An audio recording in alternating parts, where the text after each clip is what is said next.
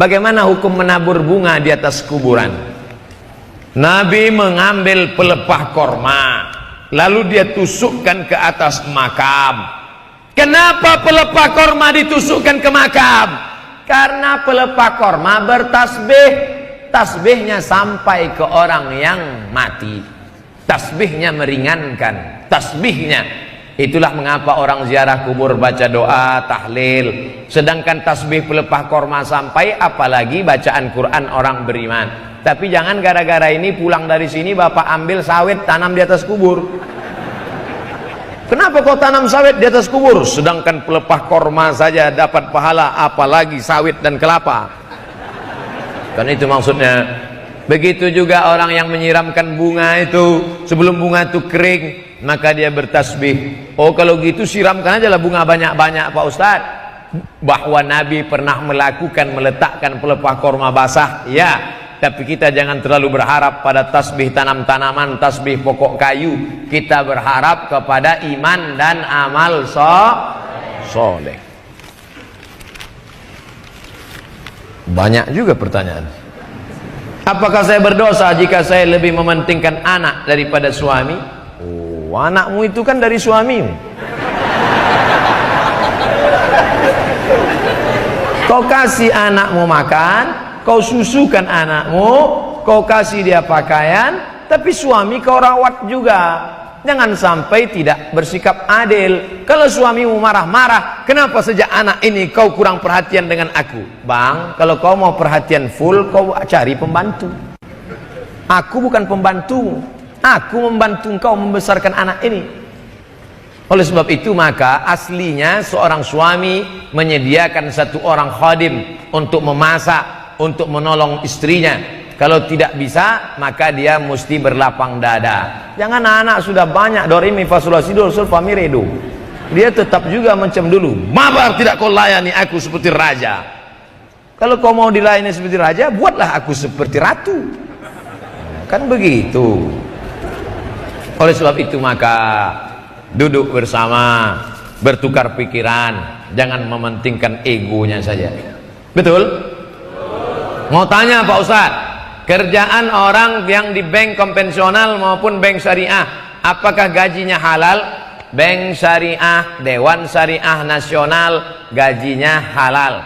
Bank konvensional mudah-mudahan segera berubah menjadi bank syariah. Amin. 4 bank daerah sudah jadi bank syariah. 1 bank Aceh, 2 bank NTB, 3 bank Sumatera Barat, itu namanya Bank Nagari. 4 dalam proses Bank Riau Kepri.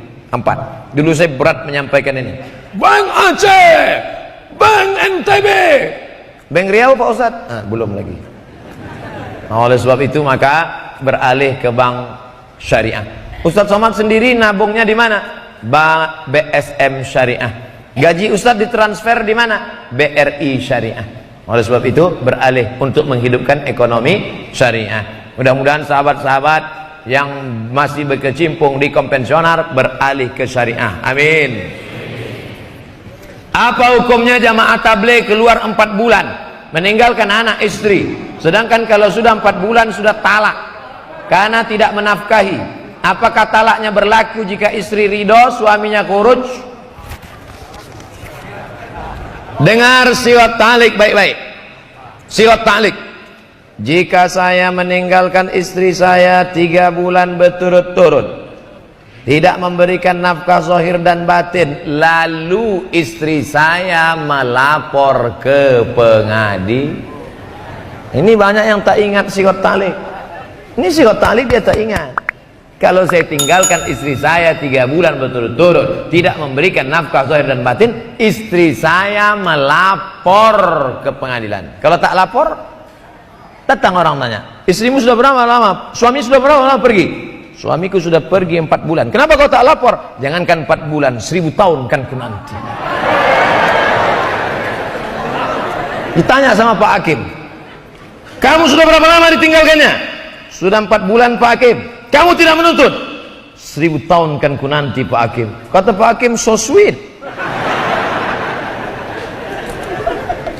Ini jamaah tidak ada namanya.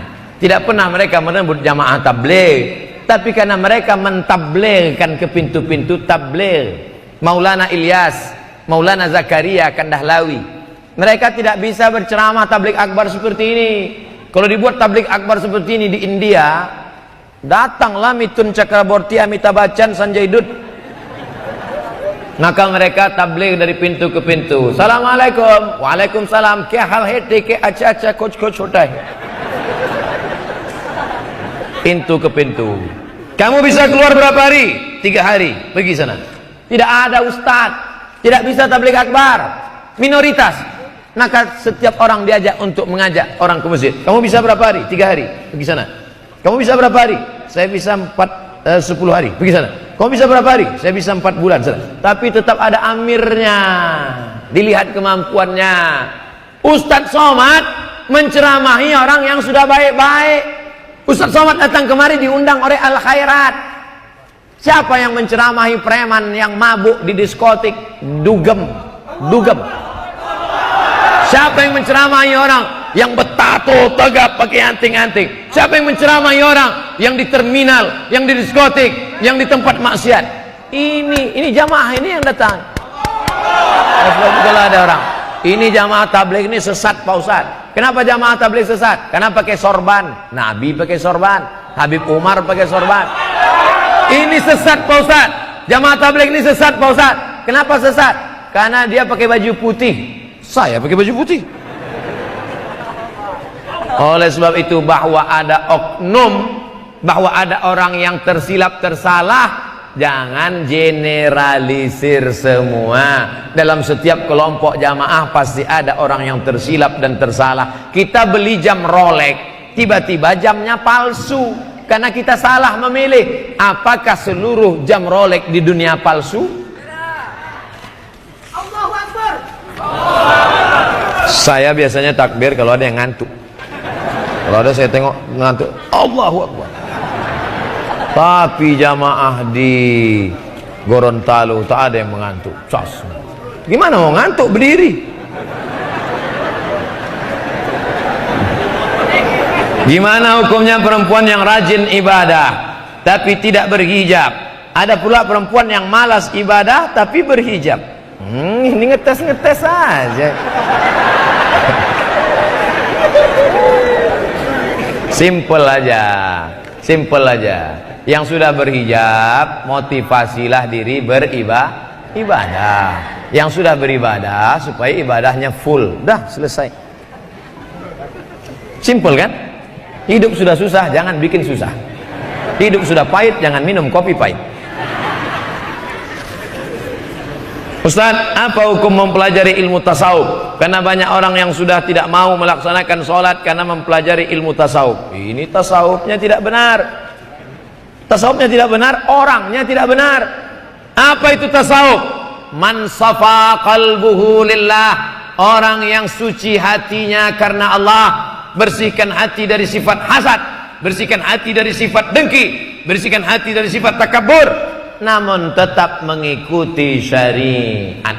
Idza ra'aitar rajul, kalau kau nampak ada orang yatiru fil hawa, terbang di atas awan, yamshi alal ma, berjalan di atas air, terbang di atas awan, jalan di atas air, la taghtar, jangan tertipu, karena setan pun bisa melakukan itu. Tapi pandanglah pada istiqomahnya sholat berjamaah di masjid. Habib Umar bin Hafiz wali Allah tetap sholat berjamaah di masjid. Habib Zain bin Sumit, Imam Syafi'inya zaman ini, Imam Syafi'i zaman ini yang berjalan di atas muka bumi, tetap sholat berjamaah di masjid. Ente siapa? Saya sudah sholat di Sidratul Muntaha. Ente waras? Wali-wali Allah aja sholat. Siapa yang dimaksud? Bangsa Romawi dalam surat Ar-Rum. Ulibatir Rum, bangsa Romawi dikalahkan. Yang mengalahkannya siapa? Persia. Persia sekarang itu di mana? Iran. Rum yang ada di dalam ayat itu mana? Roma. Roma yang dekat Manchester United, Liverpool, Iya, Roma yang di Eropa. Kenapa bisa di dekat Madinah? Ibu kotanya Roma, tapi dia buka cabang provinsi di Yerusalem. Ada cabangnya di Kairo, Mesir, Iskandaria. Ada cabangnya lagi, wilayah jajahannya di Walili. Walili itu di Maroko. Karena Roma punya wilayah kekuasaan. Waktu itu ada dua blok. Blok barat Roma, blok timur Persia. Berperang. Lokasi perangnya itulah dia Laut Mati. Disebutkan dalam Al-Quran, oleh batir Rom, bangsa Roma dikalahkan. Yaitu siapa? Pasukan Roma yang ada di Palestina berperang dengan pasukan Persia yang ada di Iran waktu itu. Kata Nabi, nanti setelah orang Roma ini kalah, mereka akan menang, mengalahkan Persia. Ucapan Nabi benar. Itulah salah satu mukjizat Nabi Muhammad sallallahu alaihi. Ada tak sahabat Nabi yang orang Roma, Pak Ustadz? Ada. Namanya Suhaib Ar-Rumi. Ada tak sahabat Nabi yang orang Persia, Pak Ustadz? Ada. Siapa namanya? Salman Al-Farisi. Apa maknanya? Kau datang dari Roma, kau datang Persia, kau tetap bersaudara, dipersaudarakan oleh la ilaha illallah Muhammadur Rasulullah. Kau datang dari mana? Saya dari Manchester United. Kau dari mana? Dari Real Madrid, dipersamakan oleh la ilaha illallah. Jangan kelahi, orang main bola dia bertinju. Ini agak panjang, entah pertanyaan entah curhat. Teman saya suami istri, ya sudah menikah 5 tahun, mantap. Berapa bulan yang lalu istrinya melihat jika tanggal pernikahan orang tuanya berselang 5 bulan. Oh, berarti bayi instan. Ditengoknya tanggal lahirnya Mei, orang tuanya nikah Januari. Kok bisa 5 bulan? Cepat sekali. Jangan-jangan ini bayi tabung gas. Artinya istrinya merupakan anak hasil hubungan luar nikah. Setelah dikonfirmasi kepada keluarga, tak ada yang mau menjawab. Iyalah, mana mereka berani menjawab? Pertanyaannya, apa yang harus dilakukan sepasang suami istri tersebut? Mengingat ketika mereka menikah, yang menjadi wali dari istri adalah ayahnya sendiri, yang dalam syariat tidak bisa menjadi wali dari anak perempuannya karena merupakan anak hasil dari perbuatan di luar nikah. Ada istilah sekarang MBA. MBA itu kan Master Business Administration. Tuh, maksudnya di sini married by accident. Laki-laki melakukan hubungan terlarang dengan perempuan, lalu perempuan itu hamil 2 bulan, 3 bulan, 4 bulan, 5 bulan. Lalu setelah 5 bulan baru diakadkan. Mertua pun dalam keadaan marah. Aku nikahkan engkau dengan anak itu. Lahir, akad nikah bulan Januari, April anak lahir. Lalu kemudian apa yang terjadi? 4 efeknya. Pertama, anak yang lahir tidak boleh pakai bin bapaknya. Lalu pakai bin apa? Terserahlah, bin botol, bin kardus. 2, anak itu lahir laki-laki. Anak yang pertama itu lahir laki-laki. Setelah itu lahir adiknya perempuan. Maka anak laki-laki yang pertama itu tidak bisa jadi wali bagi adik-adiknya yang perempuan, karena mereka bukan saudara seayah, saudara seibu. Saudara seibu tak bisa jadi wali. 3, kalau si bapak mati, maka si anak tidak dapat harta warisan karena tidak ada hubungan nasab. 4, si anak yang pertama tadi gadis cantik jelita, mau dipinang, maka si anak ini kalau mau nikah, si bapak tidak bisa jadi walinya. Walinya siapa? Fasultanu waliyun man la waliyalaha. Walinya adalah wali hakim, Pak Kuat. Ini anak saya, Pak Ustaz. Itu bukan anakmu. Apa salah saya? Kau mencoblos sebelum hari H.